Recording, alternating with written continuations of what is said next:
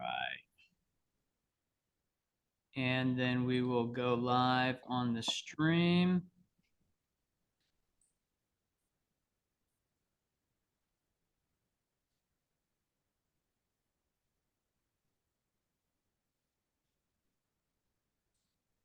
All right, going live here.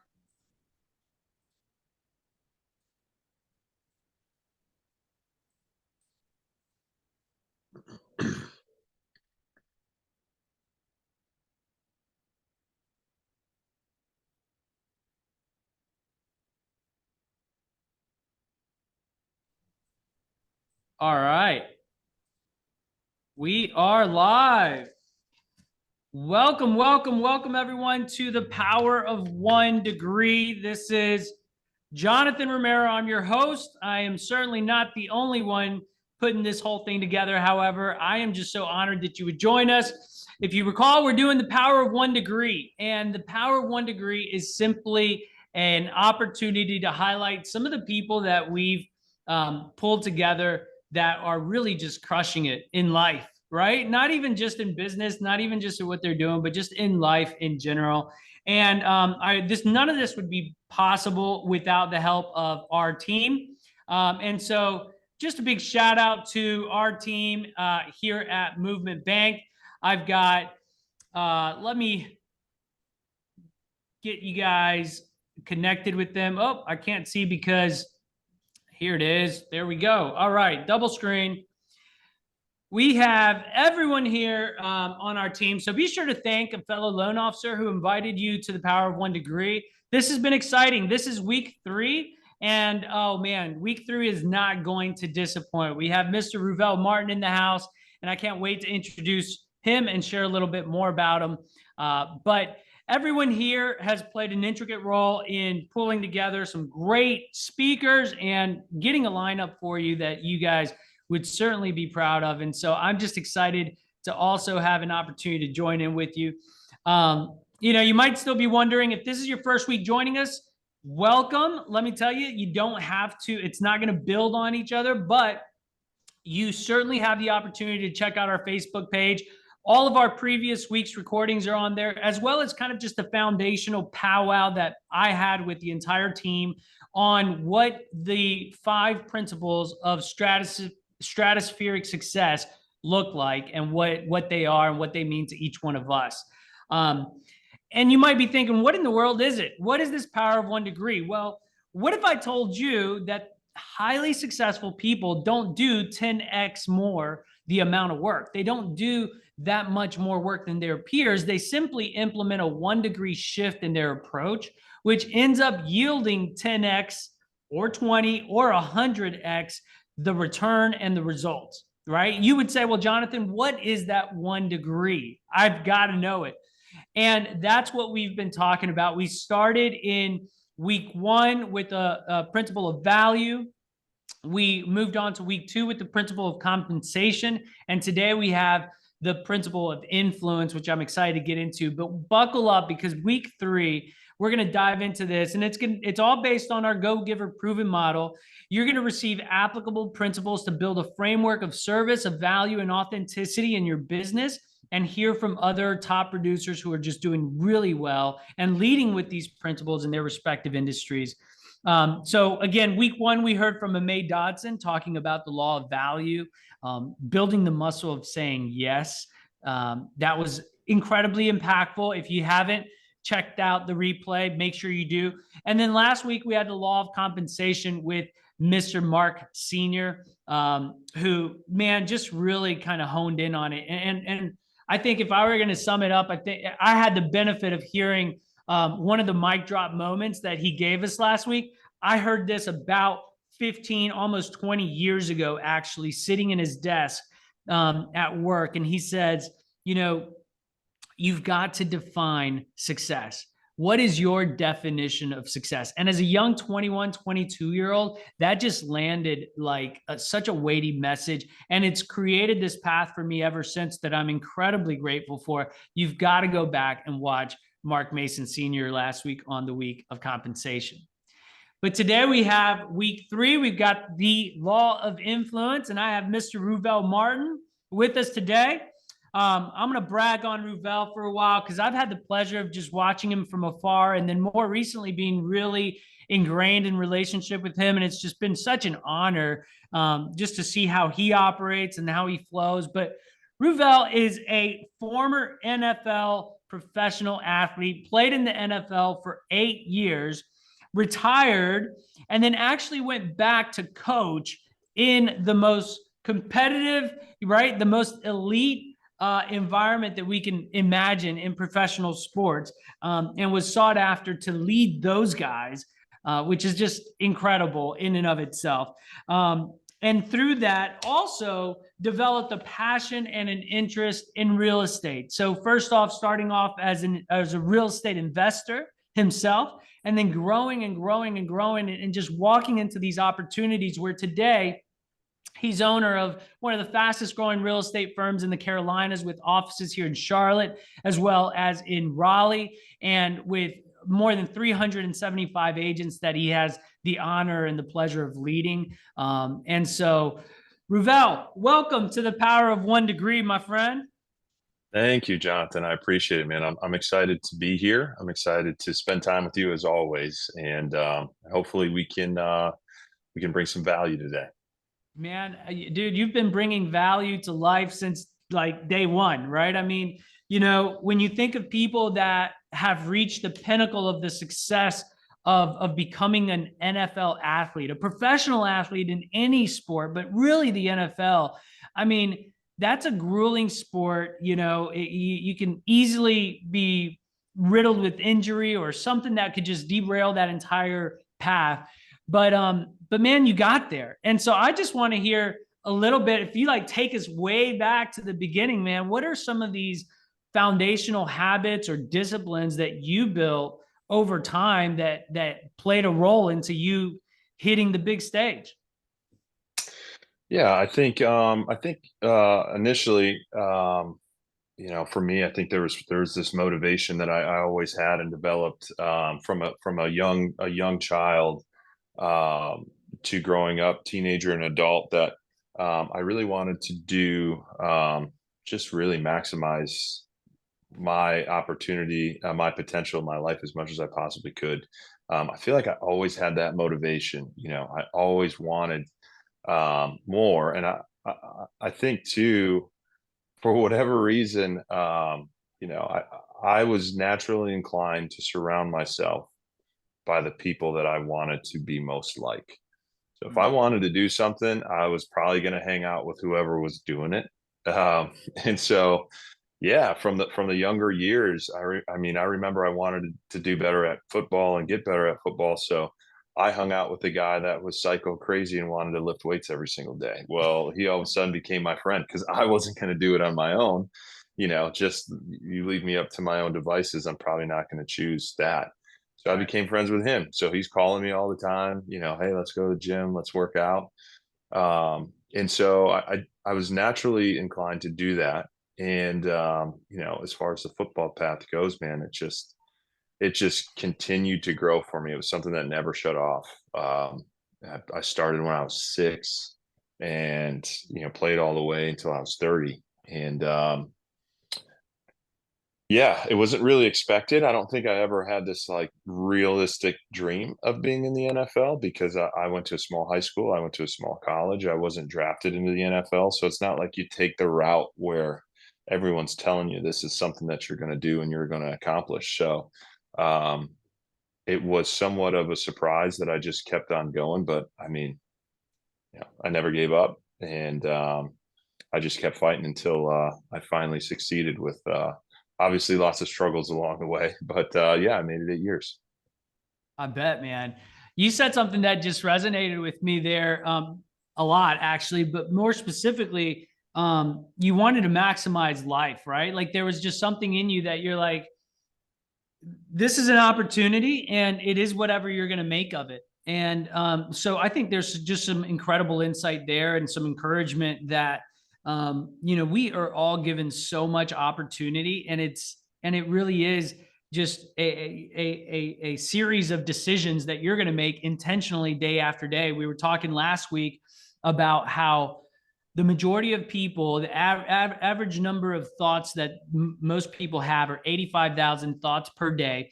And then surprisingly, 95% of those 85,000 thoughts are the same thoughts day after day after day, which means that you're going to make the same decisions day after day after day, by and large, unless you shift yourself 1 degree in some direction. And early on in life, you shifted towards a degree of saying, I'm going to maximize life, and I'm going to hang out with other people that are too. And just by that sheer definition, that probably kept you, that's a decision that like kept you from making other decisions of like, well, I'm going to just hang out with those guys, and they're going to be, they're just chilling, they're just hanging. That sounds cool too, right? But you made this intentional decision to go and be like, I'm going to maximize life. This guy's pretty crazy. He's in the gym every day. That's like my speed. I'm going to go hang out with the crazy guys, right? And that are Yeah. just doing this thing that the 99 don't do. I want to do the thing that like the one guy does. Like, what is that top 1%? We go back to that top 1% mentality, which starts with a 1 degree shift to say, I don't want to be like the 99. I'm going to be like the one crazy guy. Yeah. I think too, I think that's for those that are kind of like, how do I make that 1 degree shift? I definitely think that's a potential avenue to help with that, is surrounding yourself by the people that you want to be most like. I was trying to explain that to my daughter, my 10-year-old. She's going to school. So I have 4 daughters, and my top 3 are all straight A students. One's in college. I have a middle schooler, but my fourth, who's in elementary school, she's getting like A's and B's and even has a C. And it's like, that's just like, what in the world is going on? I'm getting calls from school. She's being disruptive and things like that. And so, I started, when we actually talked to the teacher, she said, well, she's hanging around the girls that are not really into school as much. They're into joking and into all this stuff. And I'm like, okay. So I sat down, I had a conversation with her and explained to her what life is like if you screw around at this age, and then what life can potentially be like if you take it serious. And she said she wanted to take it serious. I said, well, sweetheart, you're going to have to start hanging around with the girls that take it serious. And so I asked her, I was like, who are those girls? Who are the girls that get good grades? Who are the girls that do the right things? You start naming them. And I said, those need to be the girls that are now your friends. And so I started checking on her throughout the week. And I said, you're going to be like the people that you spend time with. Right. Wow. And so, just funny enough, I come home yesterday, and I forget what are those brand new steel cups called that everyone wants? Stanley. The Stanleys. The Stanley Cup. So my 10-year-old went to my wife, said, I really want a Stanley Cup. I really want one. I got my own money. Can I buy it? This is just a day or two ago. It comes in the mail. It's in the house. We're there yesterday. And I'm like, oh, that's cool. You got a Stanley Cup. So then we get to talking. Hey, how's school going, by the way? It's going good, Dad. I'm only hanging out with, the girls that are doing right. And I'm like, that's awesome. That's good. What about the other girls? She goes, I don't really even talk to them anymore, Dad. She goes, we had to do a project the other day, and they're goofing off, and you can tell they don't even know what the rules of the project are. That's typically who she'd hang out with. Meanwhile, she's telling me the details of this project, and I'm like, oh, that's cool. And it just dawned on me, and I'm like, my 10-year-old's never asked for a Stanley Cup ever. So this is kind of interesting. And I said, sweetheart, those girls that are doing good in school and everything, I said, do they have Stanley Cups? And she goes, oh yeah, they got Stanley Cups. And I said, isn't that interesting? I said, now, do the other girls that you've been hanging out with all year long that are goofing off, do they have Stanley Cups? She goes, no. I said, and so then I use that to say, do you see what I'm saying, sweetheart? Like, you're going to be like, and you're going to emulate those that you spend the most time with. You're 10 years old. You didn't even know it. You didn't care about a Stanley Cup at all. But now that your group is doing that, what do you want? You want it. So let's get around those that are doing the things that we want to accomplish in life, and I think that's a great start. That's a great move. Her grades are starting to go up already. They're coming back. It's like, it's really, really key to do that. Yeah, so. Man. And that just highlights the power of the 1 degree that we're talking about, man. It's just this 1 degree shift. And to your point, like, just, hey, you're going to become the average of the 5 people you hang out with the most. Be really intentional about that, be really intentional about that. And I'm sure there's been even similar, and you get to share that from personal experience with your kids, right? Like that's incredible, man. That's priceless. You've probably been the recipient of that message some way, somehow. Like, what does that look like being part of, you said you went to a small high school and then a small college and then ultimately get drafted, right? So it's kind of almost a little bit of this underdog story, but how does that all align, and maybe in some of the interactions with your teammates, or whether it's early on at the collegiate level and before, or even in the NFL, of just like, what do you know? What do you recall maybe of those things that somebody said something and you were like, yeah, I need to reflect on that myself. Yeah, I think, for me, my story, so yeah, I did go to the small high school. I remember just as a young kid, playing sports, growing up, and I always kind of looked at that one guy that was super special on the football field. And you Mhm. always kind of compare yourself, internally. Could I do that? I don't know if I could do that or not. Well, then I go to the super small high school, right? And I'm doing well at the super small high school, but it's the tiny private Catholic school in the bigger city. And I remember thinking, I wonder if I could play on the big cities team. Like, I don't even know if I could do that. What is that like? I don't know. And there was this kind of this doubt that you always had. Mm. And then I go to Division 2, and I'm at Division 2. I really wanted to go to Michigan State. I'm from Michigan. That's the school I wanted to go to. I had an offer to walk on. I took the scholarship money at Division 2. But then you're going through that whole time going, man, I wonder if I could have played at Michigan State. Like, I'm doing pretty well. And now I get an undrafted call to the NFL. So you could imagine my mindset. I didn't even know if I could play at the big high school. Now I'm questioning, can I play at Michigan State? Now my teammates are like Drew Brees and, LaDainian Tomlinson. I'm like, I don't think I belong here. Like, I don't even think I can play at Michigan State. And so this mindset, starts to sink in, right? And so you start to understand this is not where you necessarily belong. And I was the very first cut. I mean, we had 90 guys. I already had my bags packed. It Wow. was like, when cuts came, I was like, yeah, they're definitely cutting me. I mean, I did terrible. And so that next year they had a program at that time called NFL Europe, and you could go over to Europe and play if you wanted to. And I did that, and I met a guy by the name of Jared Payton. He's Walter Payton's son. And he went to the University of Miami. He played football there, and he was a great player for them and played with some really good players. And I remember he was the first person, when you talk about what's that one moment, that started to Mhm. say, man, Ruvell, like, you're really good, man. Like, you're really good at football. And I'm like, he had credibility, right? His dad, where he played at, and the teammates that he played with. And he's like, you're good. He goes, if there's one person that I would choose to ever play with, like, I want to play with you, man. Like, and I'm like, Wow. me? And it was all these little tiny just moments of encouragement.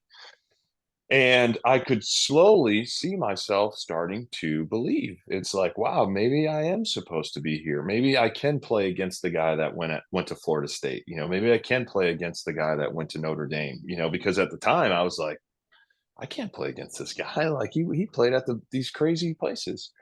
And so then that rolled on to me coming back to Green Bay. That's where I first got my shot in the NFL.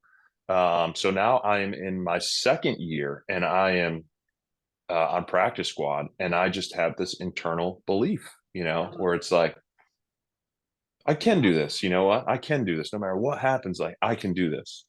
And I could see myself getting better and better and better. And then that rolled into my third year. That was the ultimate pinnacle for me, because we brought in a guy named Charles Woodson. And Charles Woodson was from Michigan. He won the Heisman Trophy. He was like Defensive Player of the Year, like all of these. If there's anybody that I would look at and go, no way can I beat him, it would have been probably Charles Woodson. Well, now he's on my team, and I have Wow. to go against him every day in practice. And I just remember lining up against Charles Woodson and thinking to myself, I am going to absolutely destroy this man. Like, I know you won the Heisman, but you weren't playing against me, a little old tiny Saginaw Valley, you know? And so it was just this belief that I had. And that was the turning point, is I just needed to believe. And once I did that, I was able to play. And I made it 8 years in the NFL. And I wouldn't have had 1 year if it wasn't for the fact that I finally believed in myself, and that was what I needed at that time, was this confidence in myself, you know. And I feel like there's always this line that I had to toe when I was younger of confidence and arrogance or cockiness, right? I was Mhm. always told, "Don't be that, don't be that, don't be that." So then it just became this, you know, this doubt is really what that brought in. And Yeah. so I do the opposite with my kids now, and I tell them, you can do it. You know, you are the best, or you can at least be the best if you work for it. You know, whatever you go choose to go do, you can go do it. And I really try to instill that confidence because it was something that I did not have until later on in life. And I really truly believe, I believe it's Henry Ford's quote, that whether you believe you can or you can't, you're right. I 100% believe it, because it was me. It was me. Yeah. Belief and confidence, man. That strikes a chord because um, it kind of goes back to just rewires your thought process. And so when you start to believe it, then out of those 85,000 thoughts that you have every day, one of those is like, man, I'm not good enough. I'm not as good as that guy. And then boom, that one shift. And it's like, okay, now today I think I'm a little better than that guy. Today I'm a little better than I was yesterday. And over time, 2 years later, you're like, today I'm better than the number one player in the position, Heisman Trophy winner, Michigan, all that. And you're like, today I'm better than that guy. And it's building a muscle that over time, that shift continues to build and build and build, and then takes you in a direction that builds momentum, right? And it builds Sure. momentum. That's powerful, man. Um, I, I'll say too, you know, I always get this question when I share that story, and they're like, "All right, so you lined up against Charles Woodson. Did you win?" And my honest answer is, I honestly don't remember, because it didn't matter if I won or if I didn't win. Probably I did not win. You know, if I had to tell you, you know, put money on, I probably didn't win. But, you know, I heard this saying one time, and I believe it as well. It's that confidence is not conditional, right? That's something that I have that nobody can take away from me. So it's not conditional on, oh, I won, so now I have confidence, or oh, he beat me, so now I'm not confident. It's not conditional. It's not, you know, you have to believe. You have to believe. And if mm. it doesn't go right, figure out what happened, fix it, and keep going forward. You know, that's the only thing that you can do. So I believe that as well. That's so good. Confidence is not conditional, because what you're doing there is you're tying it to your identity, right? You're tying it to, this is who I am. I'm confident, not in a cocky or arrogant way. I'm like having to tiptoe this line on a fence of like, am I too much? Am I not? It's like, no, I'm good whether I win or whether I lose. And that's a place of like planting a flag deep down into the dirt and soil that says that I there's resiliency there, there's impact there, there's confidence there, there's like, if I win, great. If I lose, I still believe it here and here. And that's a powerful trait, man. That's a powerful trait. It's a powerful way to not operate in football, but then also in business, right? As an opportunity to kind of nudge this world forward and serve other people. And I'm sure, building to the pinnacle of your success as a professional athlete over time, you've probably experienced this where you reach a certain level of success, and then like you almost it's like you're not trying to prove it to anyone else. It's almost like you're just trying to prove it to yourself. Like, I can get there. Like, I am who I say that I am. I am who I'm telling myself that I am. And then you get there and you're like, what now? And then you're searching for significance. Is the shift that I called the shift from success to significance.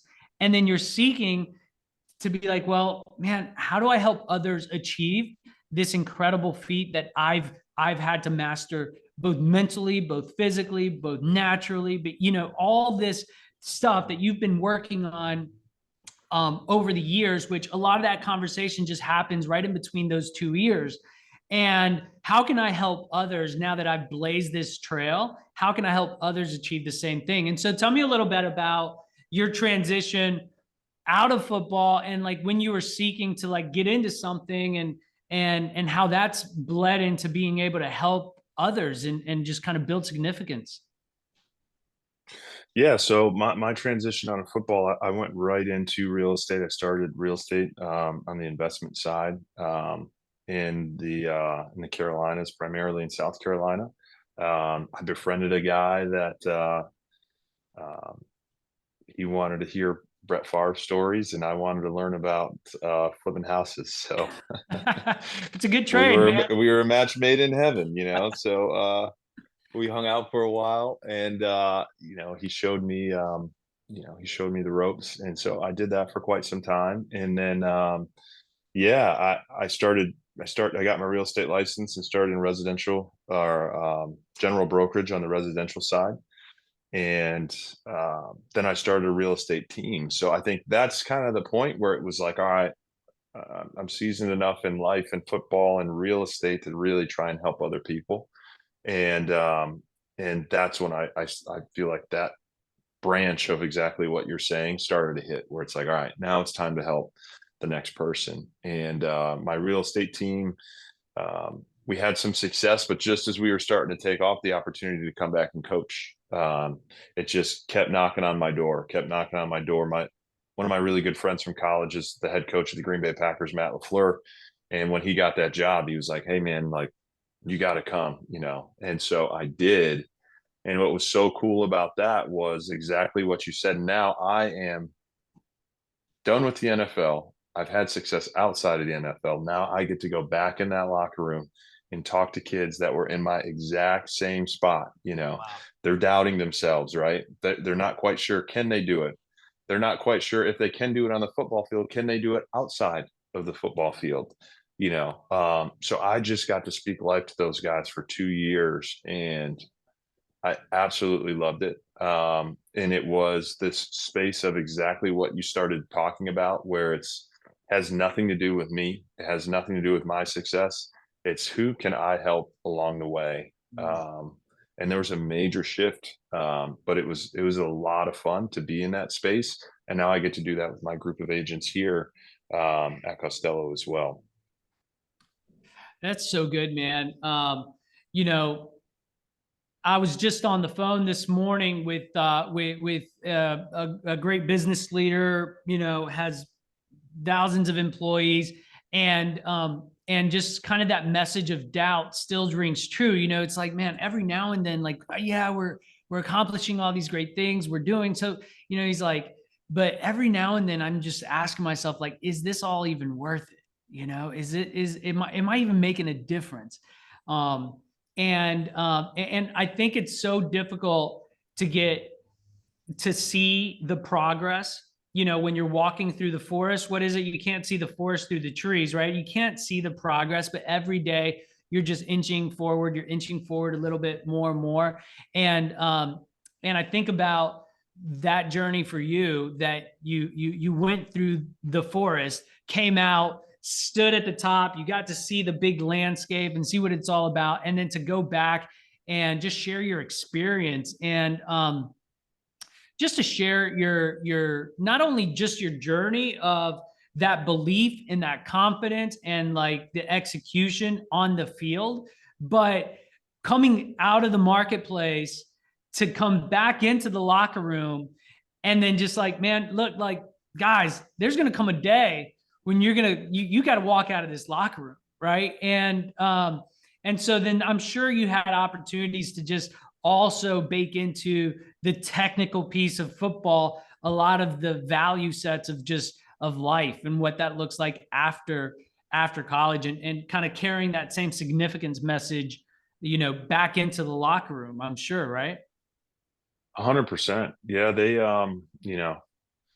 those guys in there too. It's a bubble, right? So you're in this bubble where um, everything around you and everything that matters to you is football, right? And it's the NFL and it's football, and everybody that you're around knows what football is. They care about football. It's like, but it's a big bubble, but it's a bubble. There's also people that don't care about it at all, and don't watch it. And I don't necessarily know how much of that was reality for those guys. So it was, yeah, this is temporary. This is what you do. It is not who you are. And so trying to figure that out in terms of what's important to you, obviously you guys are sons, brothers, husbands, do you have faith? Are you a Christian man? Like what is it about you that makes you you, and understand that this is not who you are, and it's going to go away. And when it does, preparing yourself for what that looks like. And to your point, you never know. I mean, I tried to have as many conversations as I could. I'd catch a group of guys at lunch, and we might be there for an hour and a half, and you had no idea. The one story I've shared in the past is there was one guy that I was able to share with him. He was a first or second year player, and I shared with him, I said, hey man, you understand, and when you're in that position, you're kind of, sometimes you're making the team, sometimes you might not make the team. So you're like on the bubble. And I said, did you know that if you were to get cut, you and your girlfriend, if you guys went to go buy a house after that you wouldn't qualify for a conventional mortgage because you don't have a job. Like, you need to have a job to have a conventional mortgage. And he's like, no, I didn't really know that. And I was like, well, I'm telling you what, man, you might want to find you a spot that is, it's not grand, but you can get you a 3-4 bedroom, 2-3 bathroom place somewhere that you can call home and get your mortgage on that. Because if this football thing doesn't hit this year or next year, at least you have a space locked in. And so I'm telling this to several guys, and sure enough, the one kid calls me back the next summer and it's like, hey coach, man, I just want to let you know my wife and I put our offer in on our first house, and we're gonna move. And I'm like, I mean, how cool is that? Yeah. Without just that conversation, um, this guy wouldn't have been a homeowner, and now he is. But once again, nothing to do with me. There is no benefit to me whatsoever. It was just being able to share and understanding that that's the most important thing that I can do in that moment.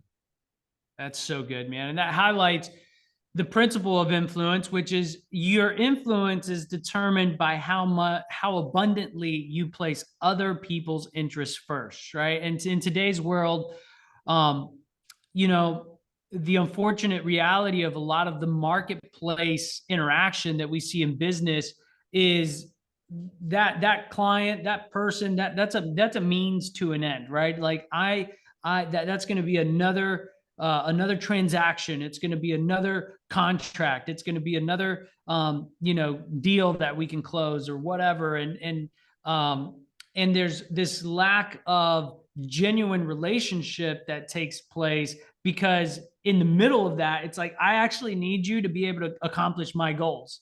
Right. And then there's this sense of influence that's just an upside down dichotomy to that says, you know what? I'll accomplish everything I will set out to accomplish if I just help you accomplish what you want to accomplish. If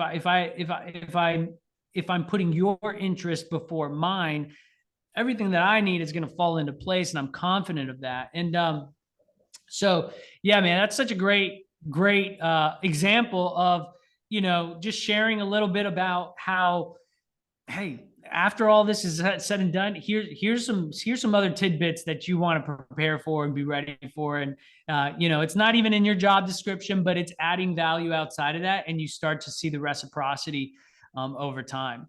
So you've been a part of NFL teams, college teams, high school teams. You've been a part of teams, and teams all have a sense of teamwork. They've got a sense of great culture. And I've been a part of some teams that would rival, some locker rooms, some professional locker rooms where you just see people that are at the peak of their performance, at the peak of their careers, and they're operating in just at all cylinders. And how do you transition from the locker room culture into the business culture, and what kind of pillars or what kind of framework have you guys built around culture specifically, and how it relates to putting other people first, and everybody getting a share in that?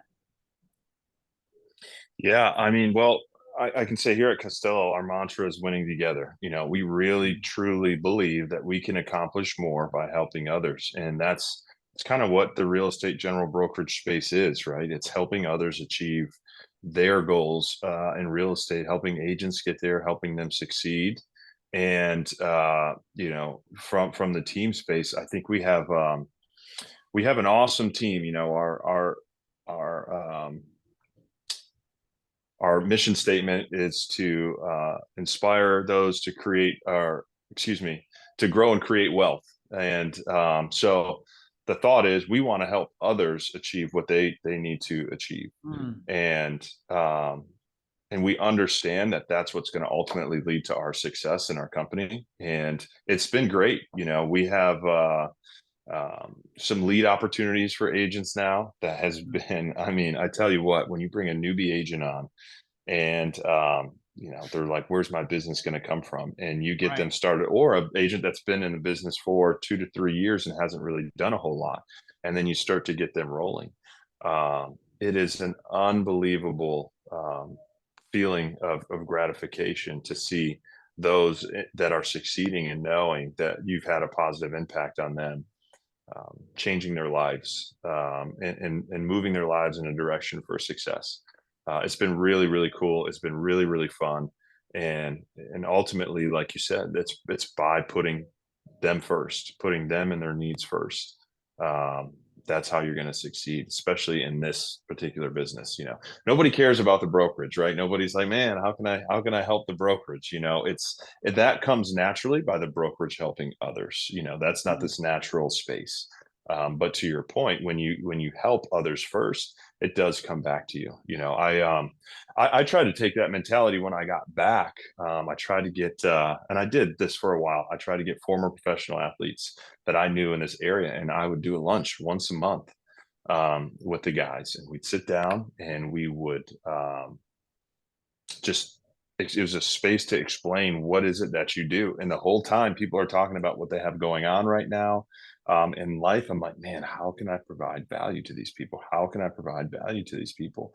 And it was really, really cool. And we had some pretty cool connections that came out of that, because and that's what I told people. I said, well, when you come to this, I just want you to be prepared to think about what is it that you do? Who is it that you know? And when people share what they have going on, how can you provide value or make a connection to help them out? And that was a ton of fun too. That was a blast.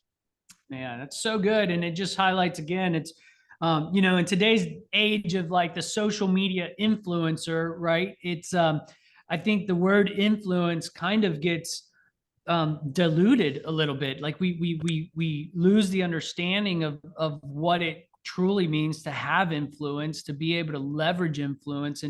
And really it's looking to those who were courageous, who were passionate about something, who were visionaries, trailblazers, and are ultimately looking to make an impact. And so to pull together a group of people that are like-minded and say, hey, let's get together. What are you doing?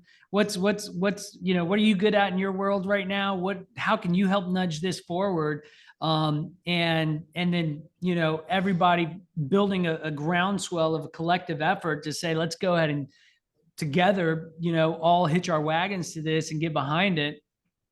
That's how things get done, man. So yeah, kudos to you and all the great work that comes from that. And so and that group that you guys had for a time there, man, that's awesome. Well, now we're going to do that with our agents. So we've kind of transitioned. So I transitioned that from professional athletes to now our brokers. So I'm trying to so we have groups now together. We just had our our lunch this week, actually, getting those guys together to say, all right, now we're all with the same firm. We have something connected, but we all kind of bring something different to the table. Let's just talk and see what can we do to help each other. And that's been, I mean, it was a great time. That's awesome, man. Yeah, that your story is so great, Ruvell, because of just the consistency of you know, uh the determination, not giving up, and just kind of continuing to follow forward, even in the midst. Like, I think what stood out to me in hearing a lot of that is even during the doubt, like you just continue to push forward, right? Like you just continue to overcome that doubt for the moment to just allow you to take one step further, one step further.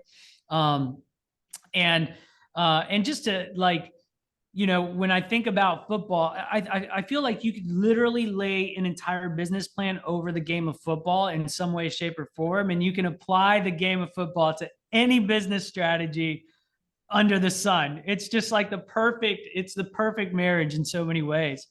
But specifically, what stood out to me is like this power of 1 degree is like you're back on the field, you're helping these guys, and you're coaching them on just like these tiny maneuvers. Maybe, run the route this way, or when you get here, do this instead of that. Like there's these tiny little shifts that make real time, big time impact, right? Small degrees of change that create really monumental impact.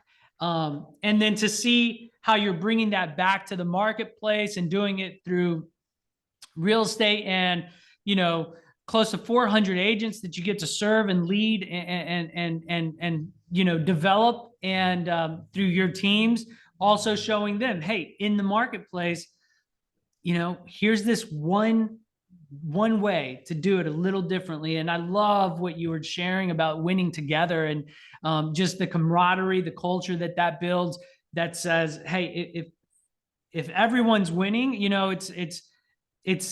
it's all going to come back, right? Like the winning together is for the benefit of everybody.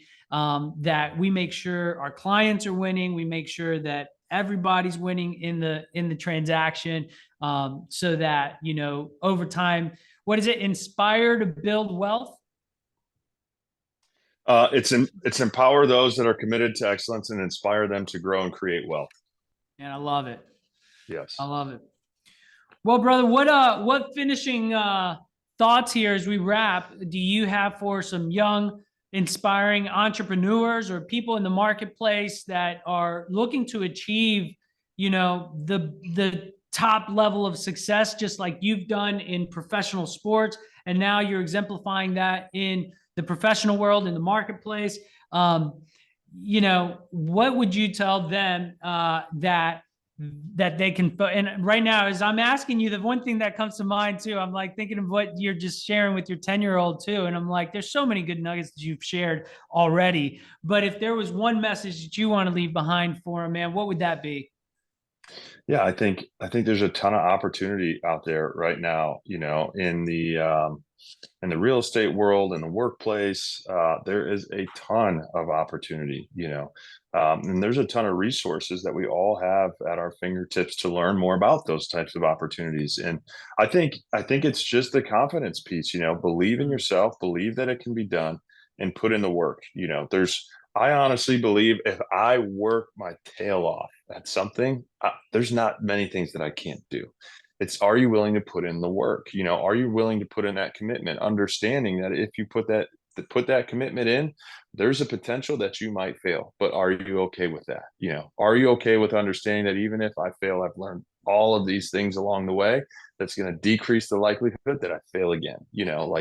Just being okay with that progression in life and taking advantage of the opportunities that we have right now. You don't have to stay where you're at if you're not happy. You can move forward. You can help others along the way, just like you said, the power of influence, and you can be successful. You can change. You can do whatever it takes, right? Like you can do it. It's just, are you going to choose to do it or not? So that's what I would say. I love it, man. I love it. That's really impactful. It comes back to believing, and what you were sharing about that, and having a root that's almost the root, right? From there, the seed's going to grow, and all your decisions and the path that you lead forward and your determination, your discipline, all of that's going to come as a result of what soil you're planted in and what you're truly believing. So man, that's a great takeaway. I appreciate you sharing that with us, man.